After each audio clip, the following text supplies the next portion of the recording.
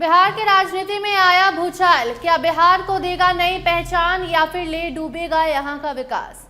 जी हां, नीतीश कुमार के राज्यसभा जाने की चर्चा के साथ ही राज्य में नई सरकार के गठन को लेकर राजनीतिक हलकों में हलचल तेज है। सूत्रों के अनुसार एनडीए गठबंधन के भीतर नई सरकार का फॉर्मूला लगभग तैयार कर लिया है। आपको बता दें कि यदि नीतीश कुमार राज्यसभा जाते हैं तो बिहार में पहली बार बीजेपी का मुख्यमंत्री बनेगा। दरअसल बिहार में एनडीए गठबंधन के भीतर बीजेपी सबसे बड़ी पार्टी है। इसी वजह से नई सरकार में मुख्यमंत्री पद बीजेपी को देने पर सहमति बनती अब नजर आ रही है और मुख्यमंत्री कौन बनेगा उस पर चर्चाएं शुरू हो गई हैं। कई सारे नाम भी सामने आ रहे हैं। अगर ऐसा होता है तो ये बिहार की राजनीति में ऐतिहासिक बदलाव होगा, क्योंकि अब तक राज्य में भाजपा का कोई सीएम नहीं रहा है। सूत्रों से मिली जानकारी के अनुसार नई सरकार के गठन को लेकर मंत्रालयों के बंटवारे का खाका भी लगभग तय कर लिया गया है। प्रस्तावित फॉर्मूले के मुताबिक मुख्यमंत्री बीजेपी से होगा और उसके साथ पार्टी के लगभग 15 मंत्री बनाए जा सकते हैं।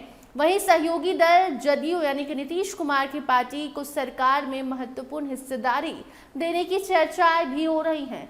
चर्चा है कि जदयू को एक मुख्यमंत्री पद के साथ करीबन 15 मंत्री पद मिल सकते हैं। इसके अलावा एनडीए के अन्य सहयोगी दलों को भी सरकार में प्रतिनिधित्व देने की तैयारी है, ताकि गठबंधन के भीतर संतुलन बना रहे, बैलेंस के साथ आगे सरकार चले।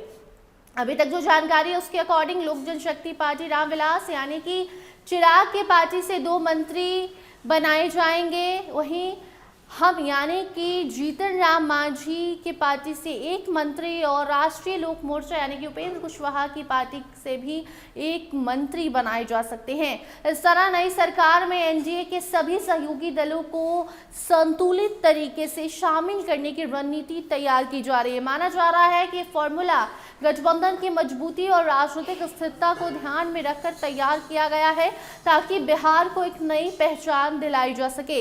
इसी बीच मुख्यमंत्री नीतीश कुमार ने आज शाम 5 बजे अपने आवास पर जदयू सांसदों, विधायकों और विधान पार्षदों की एक महत्वपूर्ण बैठक बुलाई है। इस बैठक में पार्टी के वरिष्ठ नेता, मंत्री और संगठन के बड़े पदाधिकारी भी शामिल होंगे। माना जा रहा है कि इस बैठक में नीतीश कुमार अपने राज्यसभा जाने के फैसले पर चर्चा कर सकते हैं और पार्टी के नेताओं से उनकी राय भी लेकर आखिरी फैसला ले सकते हैं। ये बैठक बिहार की राजनीति में बेहद ज्यादा महत्वपूर्ण माना जा रहा है, क्योंकि अगर नीतीश कुमार राज्यसभा जाने का फैसला लेते हैं तो राज्य में सत्ता परिवर्तन होगा।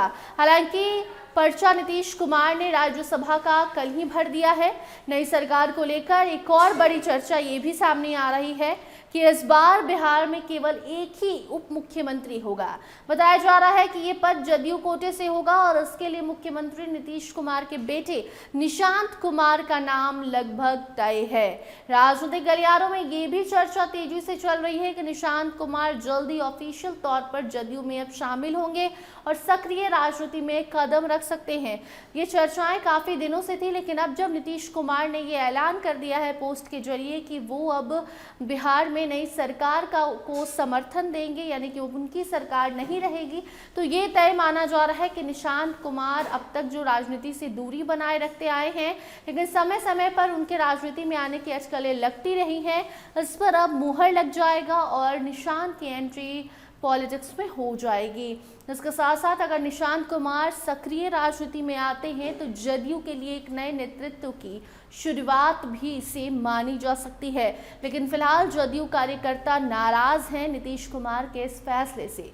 कुल मिलाकर बिहार की राजनीति इस समय एक बड़े मोड़ पर खड़ी है। नीतीश कुमार के राज्यसभा जाने और नई सरकार के गठन को लेकर आने वाले दिनों में कई महत्वपूर्ण राजनीतिक फैसले सामने आ सकते हैं। अब सबकी नजर जदयू की बैठक और एनडीए के अंतिम निर्णय पर टिकी हुई है, जिससे बिहार की राजनीति की दिशा तय होगी और बिहार को नया मुख्यमंत्री मिलेगा। बिहार में नई सरकार का गठन होगा। देखना यह भी दिलचस्प होगा कि नीतीश कुमार ने अगर ये फैसला आगे भी कायम रखा और कोई नया मुख्यमंत्री आता है तो डिप्टी सीएम कौन होगा? क्या निशांत होंगे या फिर नीतीश कुमार को और भी बड़ा धोखा मिलेगा, उनके बेटे को डिप्टी सीएम नहीं बनाकर? फिलहाल इन मुद्दों को आप किस तरीके से देखते हैं, कमेंट सेक्शन में जरूर बताइएगा। देखते रहिए स्टार टीवी बिहार। धन्यवाद।